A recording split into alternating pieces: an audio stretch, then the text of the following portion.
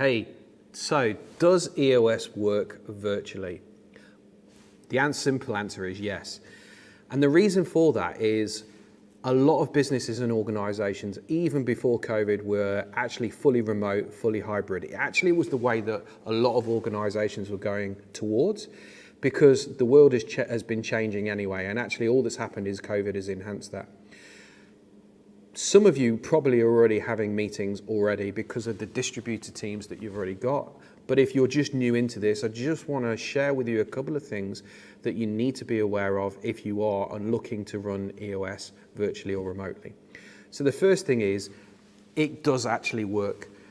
Whether it's in person or whether it's online, for me personally, it doesn't make any difference. I chose and have been working virtually and remotely for many, many years. What I'm looking at doing as a coach and as a facilitator and as an EOS implementer is I'm just having to manage and facilitate differently to what I have to do in person. And some of these things that I'm going to share with you, I've been doing for many, many years. So the first one is to really look at people's faces. So if you're using Zoom or Teams, predominantly you're only going to be having the face that you're going to be looking at. So you really need to start tuning into and understanding how people work and operate. So if I do a slight look up to the left or the right, what am I thinking, what am I feeling? Now normally if you were in person, you'd be able to see the whole body expressions. So what we're just doing is we're really just narrowing in and tuning in and beginning to understand people differently. If you don't know, ask them the question. Tell me and help me understand, what is it that you do when you're annoyed? What is it that you do when you're happy? Tell a joke, find out how and what those interactions are. The second thing is really understanding about the breaks that you need to have. So it is different when you're in person and you're online. So just look and understand, do you need to take more breaks quicker, faster? Do you need to be going out and getting some more air and oxygen? The tools and facilities within EOS now means is that all of the tools are all online. So we can work through them. We can share the screen, we can go through it together, and then we can come off that and we can have the conversation.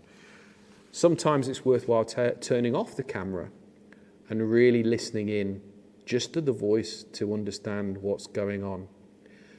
What's important is whether you use an implementer or you're self-implementing, is you need to make sure that you hold the space like you would be doing if you were in person. And that can be done very, very easily. You just need to take time, slow down, and making sure that you're asking the right questions. Leveraging the technology is something else that you can do, whether you want to use the polling system, whether you want to use the chat box, whether you want to use any of the other plugins on Teams or Zoom or any of the else. Actually, you can have a lot of fun at the same time. So please don't be put off whether you can use EOS virtually or not. If that's the way that your organization is set up, or it's something that you want to look at, please, please, please think that it's definitely something that you can do.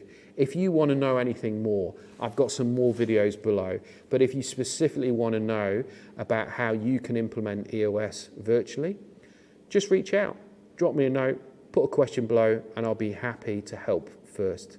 I'm Adam Harris, I'm an EOS implementer.